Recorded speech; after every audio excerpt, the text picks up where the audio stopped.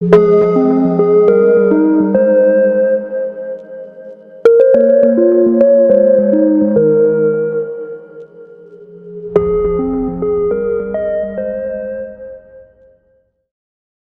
1. You will hear part of a lecture about studying history. First, you have some time to look at questions 1 to 3.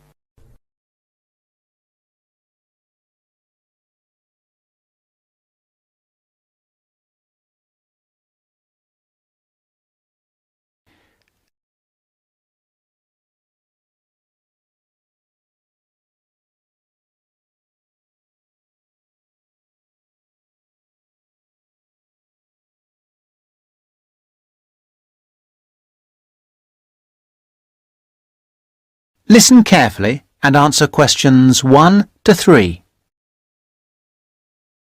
Good morning, everybody. I'd like to begin this term's lectures with a discussion of the various sub-disciplines in history. Before I do that, though, can I refer you to the handout you picked up on the way in? It deals with two general topics. The first is, why study history? And the second is, what is history? Neither of these questions has an easy answer. In fact, people have been asking these questions for as long as history has been studied. However, as you are mostly new students to this subject, and we have some students of economics with us also, I feel you should have some background to these basic questions. Anyway, it's all in the handout. I might add that, for me personally, the most important reason for studying history is that I find it exciting. Our ancestors can remain, if we want them to, a mystery, a closed book, a blackness that we never see into, or we can come to know what motivated them and discover how that led to the world we live in today. Before you hear the rest of the conversation, you have some time to look at questions 4 to 10.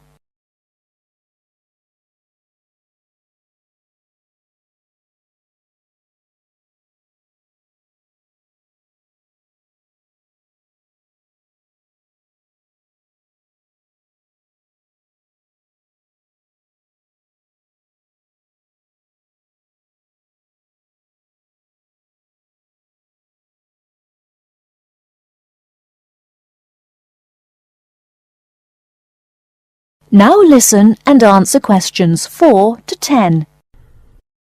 Now answer questions 4 to 10. You who have chosen to pursue the study of history are very fortunate. This is a time when we can talk not just about history, but histories. Traditionally, history was seen as one subject, and the subject matter was clear. It was about kings and queens and wars. Additionally, it was about states and empires, or groups of states. This is what we now call political history.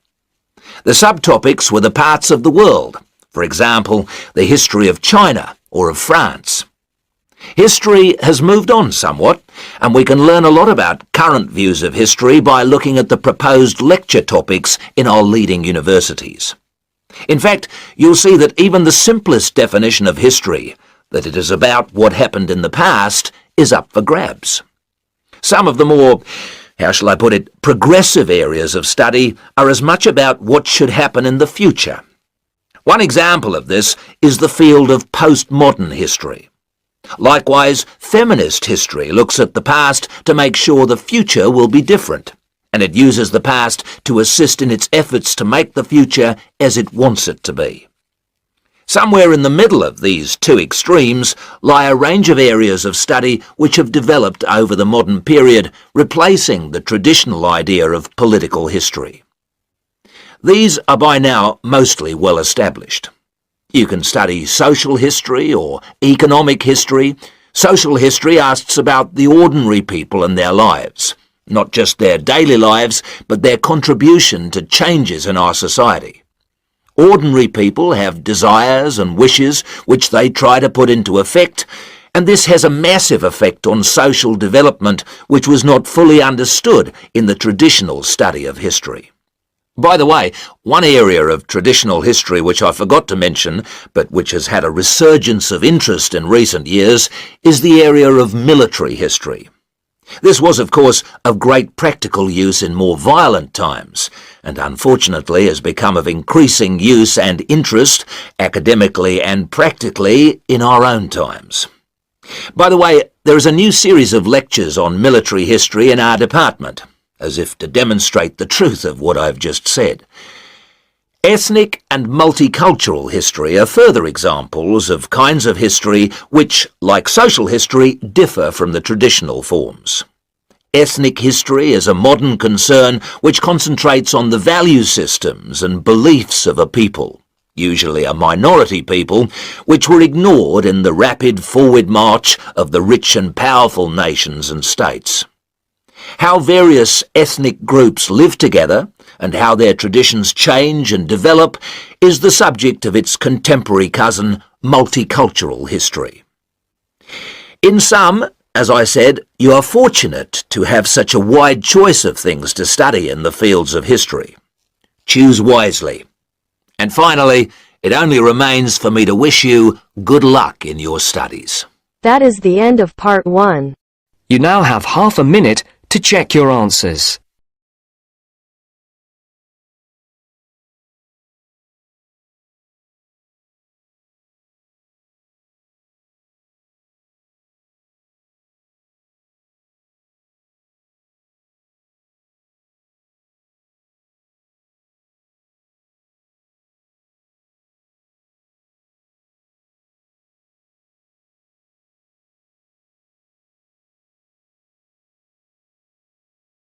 Now turns to part 2.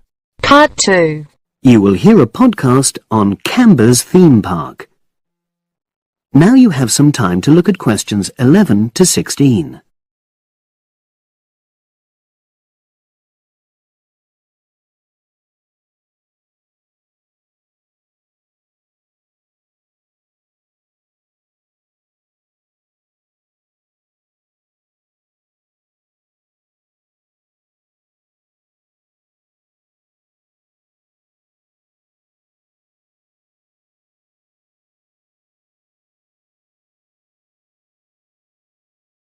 Now listen and answer questions 11 to 16.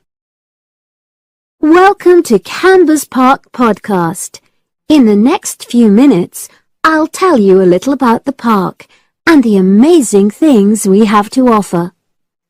We like to think that Canberra's offers more than other theme parks.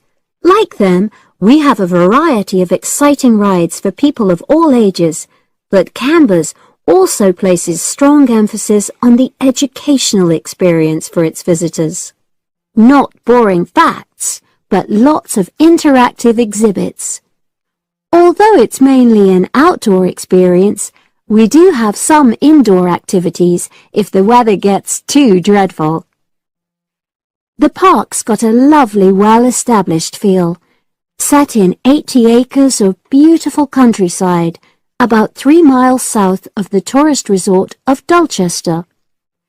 The park was set up in 1997 by the Canberra family, but then taken over by new owners in 2004, who have maintained the original vision of the Canberras. It has lots of old trees, hundreds of flower beds, and a gorgeous lake. Canberra's has over 45 different rides, exhibits, and arcades. All but one of these is free once you've paid your entrance fee. We charge a small fee for our newest ride to reduce the length of the queues. You don't pay anything for parking. A family ticket for a family of 4 works out at about £8 per person, which is amazing value. Full details of current prices are shown on our website, along with full details of rides, etc., and directions for getting to us. We also have a number of special offers. For example, if you live locally, why not join our Adventurers Club, which entitles you to 50% off ticket prices all year round, and a special lane for all rides and exhibits, which means you don't have to wait to get into any part of the park. See the Offers tab on the website. We've recently added a number of new exhibits to the park, and we're particularly proud of our Future Farm Zone, which houses over 20 different species of animals, from chipmunks to dairy cows. The emphasis is on getting near to the animals. All of them can be petted, and you can buy food for feeding the animals. Many of our younger visitors say that this is the high point of their visit. And speaking of food, don't let the animals have all the fun. We have a total of 7 different catering outlets on the site. We're open 10 to 5:30 all year round, and cold drinks and snacks can be bought at any time during opening hours. And hot food is available most of the day in the Hungry Horse Cafe from 11 until 5, just half an hour before closing time. Now you have some time to look at questions 17 to 20.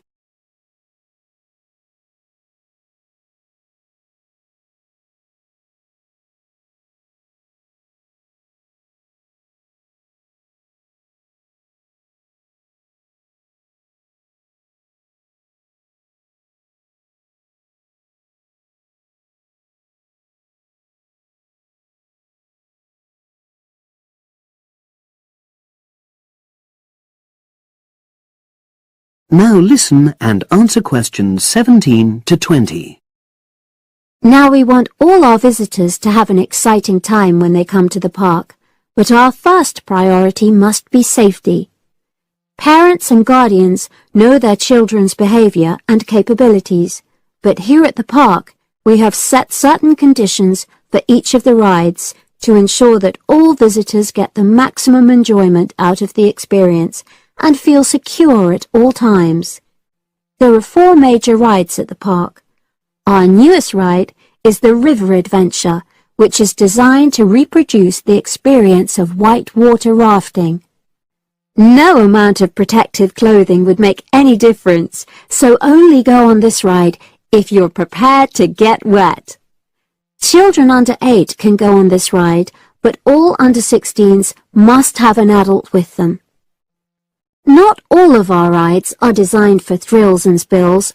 Our Jungle Gym roller coaster is a gentler version of the classic Loop-the-Loop, specially created for whole family enjoyment, from the smallest children to elderly grandparents, suitable for all levels of disability and health conditions. Carriages have comfortable seating for up to 8 people with safety belts for each passenger, which must be worn at all times. Sit back and enjoy the scenery. One of the best established and most popular of Canberra's rides is the massive swoop slide. Whiz down the polished vertical slide 9 meters in height and scream to your heart's content. There are no age or height restrictions. Be careful though, you must have on long trousers so you won't get any speed burns. And then there's the famous Zip Go-Kart Stadium with 16 karts, 8 for single drivers and 8 for kids preferring to ride along with mum, dad or carer.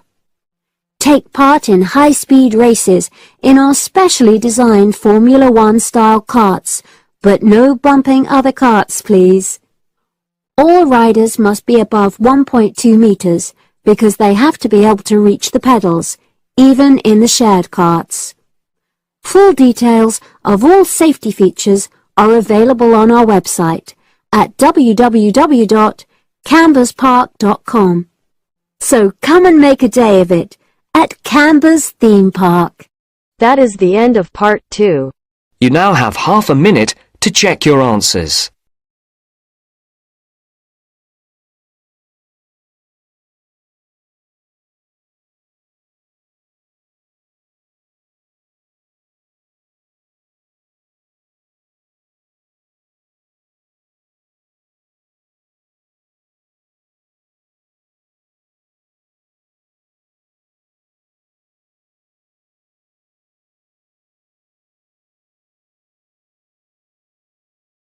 Now turns to part 3.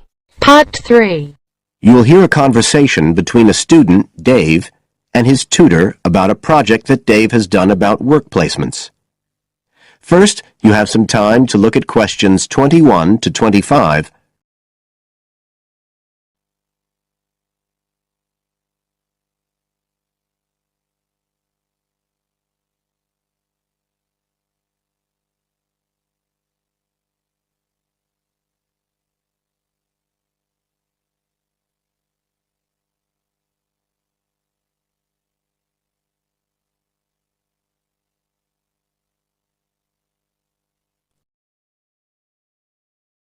Now listen carefully and answer questions 21 to 25.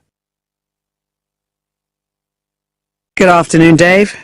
Come on in and take a seat. Hi, Dr. Green. Thanks. Oh, hang on a minute. I'll just find the first draft of your project paper, and we can have a look at it together. Now, yours is the one on work placement, isn't it?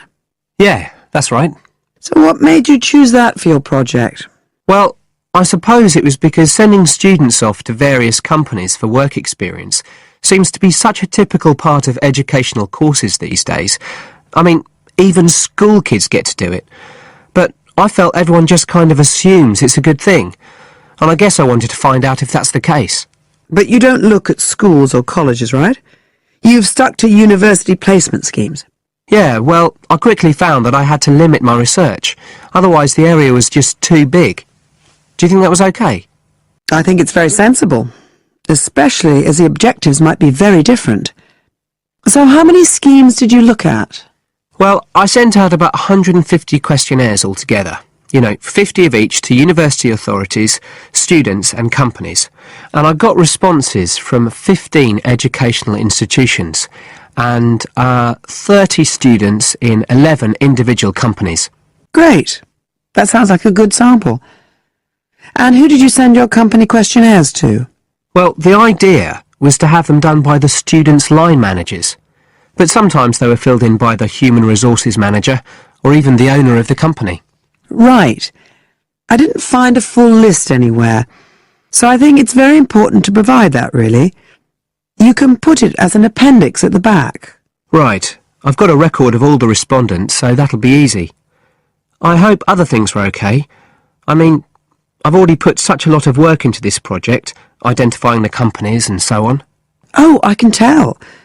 I think you've done a good job overall. You now have some time to look at questions 26 to 30.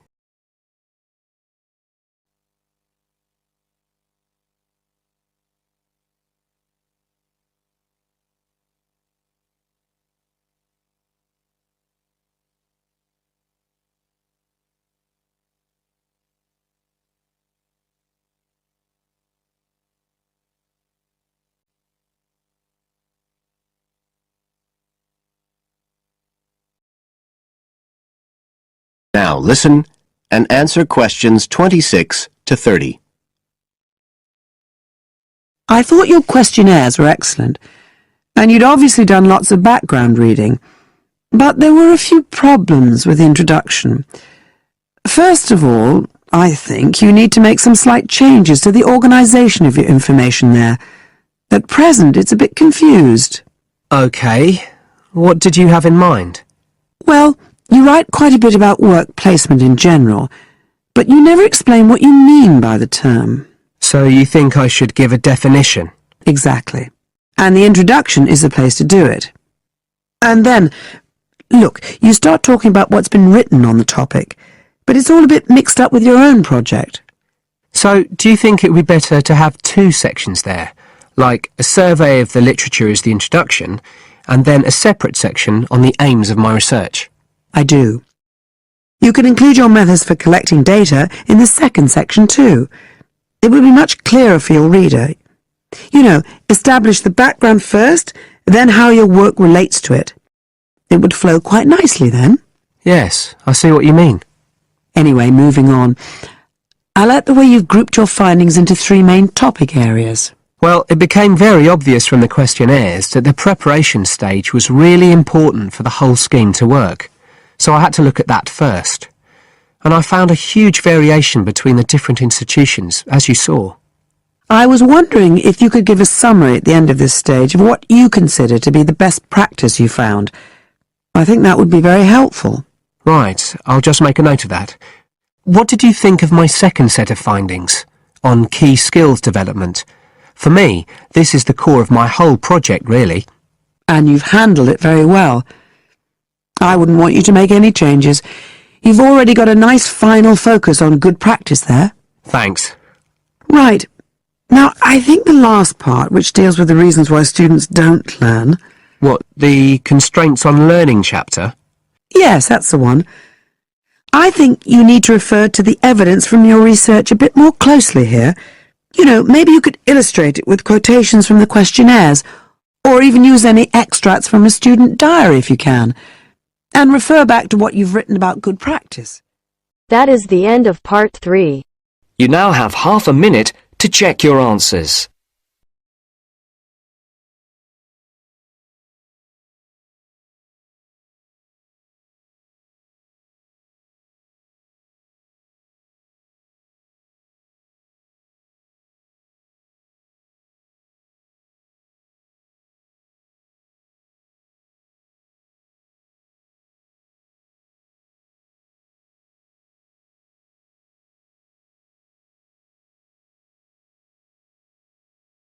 Now turns to part 4. Part 4. Complete the notes below. Use no more than 3 words for each answer. First, you have some time to look at questions 31 to 40.